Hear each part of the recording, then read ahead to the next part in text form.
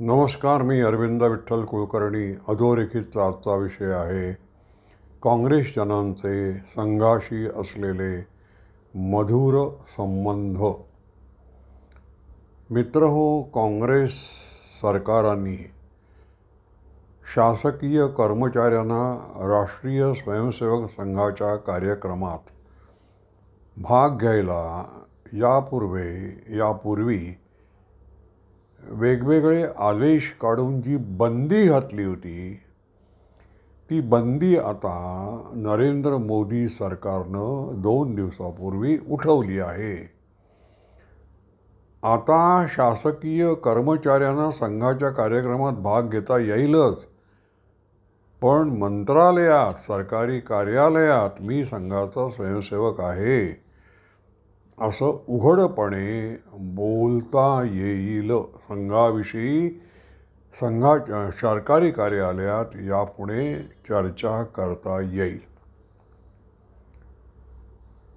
मित्रहो, मोदी जे म्हणतात की अच्छे दिन येणार आहेत, हा त्यातला एक प्रकार आहे. हे अच्छे दिन समाजाच्या दृष्टीनं आहेत. सामाजिक वातावरण यापुढे निर्मळ, स्वच्छ, शुद्ध,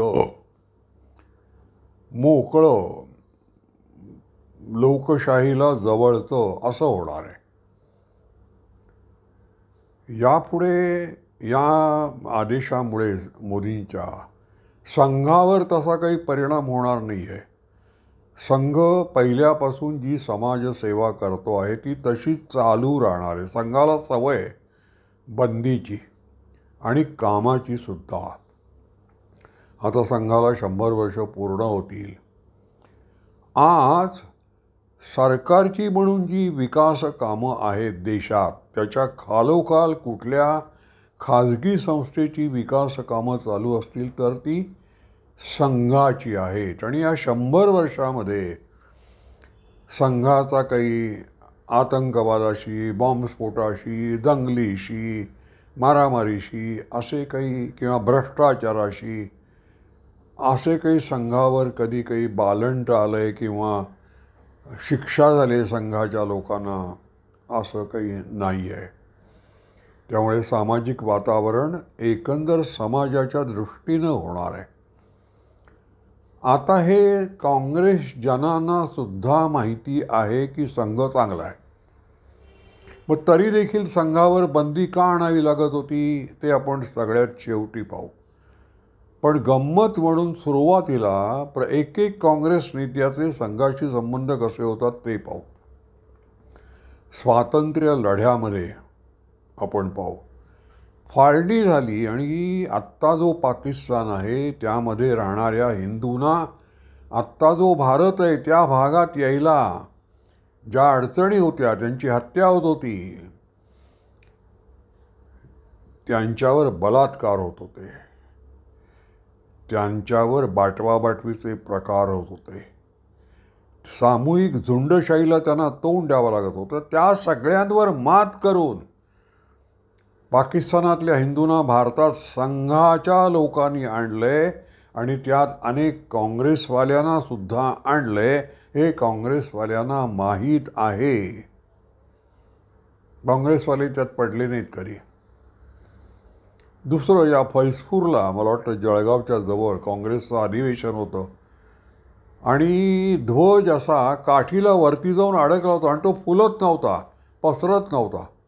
एक संघाचा स्वयंसेवक धावत जाऊन काठीवरून वरपर्यंत चढला आणि त्यांनी तो ध्वज मोकळा केला. मोहनदास गांधींना पाठंगोळीला मारून त्यांना एक चढ चढता येत नव्हता. दिल्लीचे संघाचे स्वयंसेवक वसंतराव ओक, मला वाटतं त्यांचं नाव आहे, ते गांधींना पाठंगोळीला घालून भराभर वरती पायऱ्या चढून गेले. मोरबीला, गुजरातमध्ये जेव्हा पूर आला तेव्हा इंदिरा गांधी या विरोधी पक्षात होत्या आणि काँग्रेसवाले म्हणाले की आपल्याला काहीतरी आपण करतोय असं दाखवायला पाहिजे, तर आम्ही त्या मोरबीमध्ये जी प्रेतं पडलेली आहेत ती सगळी काढतो बाहेर चिखलातून आणि त्यांचा दहनविधी. इंदिरा गांधींनी आपल्या कार्यकर्त्यांना सांगितलं, हे आपलं काम नाही, आपल्याला ती सवय नाही, ते संघाचं लोक काम करतायत ना, करू दे, तेच हे काम नीट करतील. त्यामुळे सगळ्यांना खात्री आहे संघ कसा करतो, संघाची शिस्त, अनुबद्ध शिस्त आणि अनुशासन वगैरे. मी पहिल्या मुख्यमंत्र्यापासून महाराष्ट्राच्या, यशवंतराव चव्हाण पहिले महाराष्ट्राचे मुख्यमंत्री, यशवंतराव चव्हाण जेव्हा दिल्लीला गेले संरक्षण मंत्री म्हणून, त्या विमानतळावर त्यांना कल्पना आली की आपल्याविरुद्ध कटक कारस्थानं सुरू झालेली आहेत. दिल्लीमध्ये विश्वास टाकावा असं कोणी नव्हतं. त्यांनी दिल्लीतला संघाचा स्वयंसेवक आणि प्रचारक असलेला एक पत्रकार त्याला आपल्या घरी बोलावलं. त्याला सांगितलं, रोज सकाळी न्याहारीला माझ्याकडे यायचं, मी ज्यांना ज्यांना भेटणार आहे त्या दिवसात ती नावं तुम्हाला सांगेन, त्यांची तुम्ही मला खरी खोटी जी काही माहिती असेल ती द्यायची, म्हणजे मग मी ठरवीन त्यांना भेटायचं की नाही ते. विश्वास टाकला त्यांनी. यशवंतरावांनंतरचे मुख्यमंत्री मारोतराव कन्नमवार, ते मंत्रालयामध्ये 6व्या मजल्यावर बाबा इंदुरकरांच्या खांद्यावर हात टाकून त्यांना कॅबिनेट मिटिंगला सुद्धा घेऊन जात असतात. बाबा इंदुरकर हे नागपूर तरुण भारतचे विज्ञापन मुंबईतले प्रतिनिधी, मुंबईतले जाहिरात प्रतिनिधी. प्रभाकर नारायण इंदुरकर नागपूरचे स्वयंसेवक. त्यानंतर वसंतराव नाईक मुख्यमंत्री. एकदा विमानामध्ये वसंतराव नाईक आणि बाळासाहेब देवरस यांची गाठ पडली. वसंतराव नाईकांनी चौकशी केली, कारण त्याला बाळासाहेब देवरसांनी संघाचं काम काही कारणासाठी थांबवलं होतं आणि ते गावी शेती करत होते. बाळासाहेब सहज म्हणाले की माझा ट्रॅक्टर बिघडला आहे हो, त्यामुळे 2-4 दिवस शेतीचं काम थांबलं आहे. वसंतरावांनी ऐकून घेतलं. बाळासाहेब घरी गेले. दुसऱ्या दिवशी एक ट्रॅक्टर आला बाळासाहेब देवरसांच्या शेतावर. हा वसंतराव नाईकांनी पाठवलेला ट्रॅक्टर होता. तुम्हाला पाहिजे तितके दिवस वापरा, नंतर काम झालं की परत करा. हा वसंतराव नाईकांचा निरोप घेऊन एक माणूस ट्रॅक्टर घेऊन आला होता. त्यानंतर ते मुख्यमंत्री शंकरराव चव्हाण, आणीबाणीत ते मुख्यमंत्री होते. काही लोक त्यांना मंत्रालयात भेटले, म्हणाले हीच संधी आहे. मंत्रालयात जे संघाचे स्वयंसेवक सरकारी कर्मचारी म्हणून काम करत आहेत त्यांना आता काढून टाकता येईल. शंकरराव चव्हाण म्हणाले, अहो जर मी संघाच्या स्वयंसेवकांना मंत्रालयातून काढायचं ठरवलं तर निम्म्याहून अधिक मंत्रालय मला खाली करावं लागेल. अहो ते आहेत म्हणून मंत्रालय चाललंय. त्या शंकरराव चव्हाणांना सुद्धा माहिती होतं संघाचे लोक कसं काम करतात.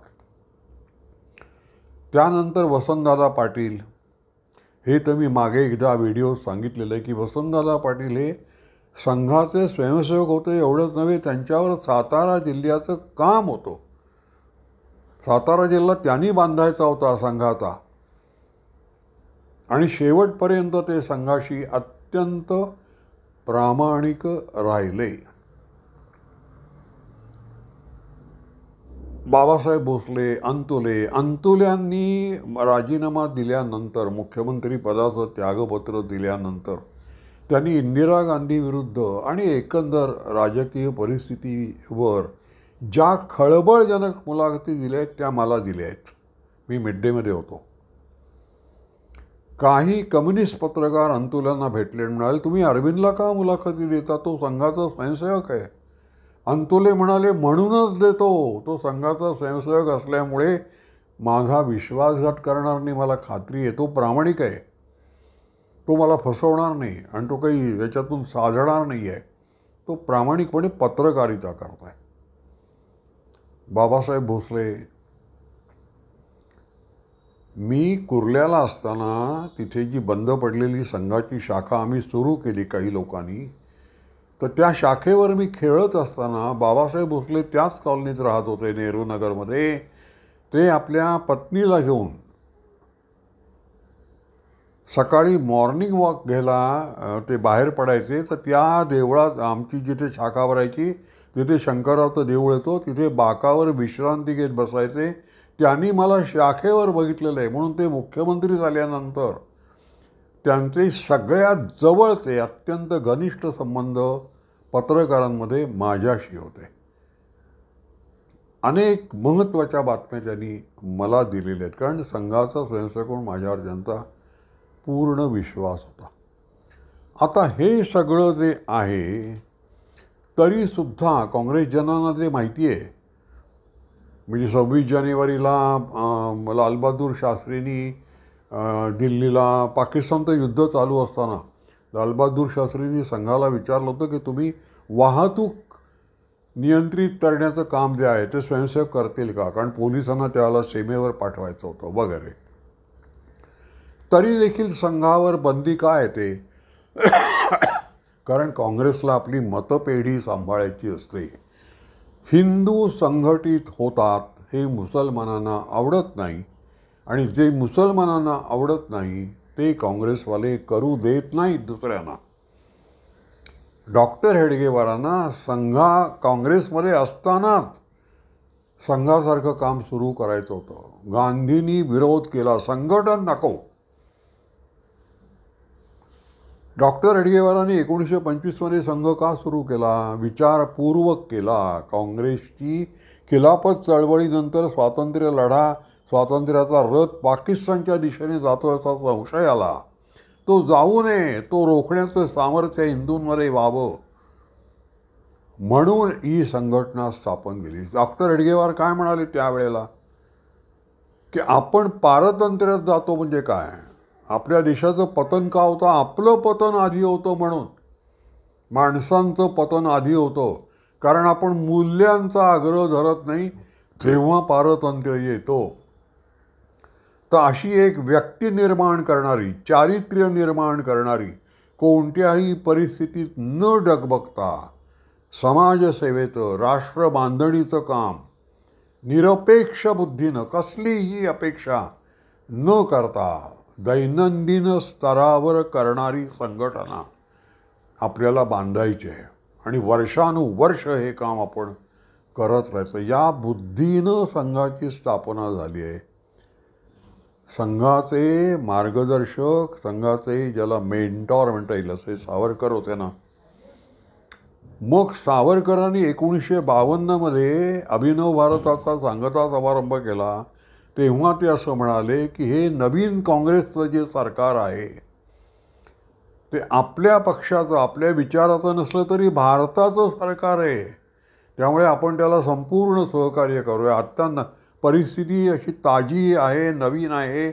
आपलं सरकार, हिंदू महासभेचं सरकार आलं तरी आपण चुका करू, त्यामुळे काँग्रेसच्या चुका आता काढू नका. इतकी समन्वयाची भूमिका संघ सुरुवातीपासून घेत आलेला आहे.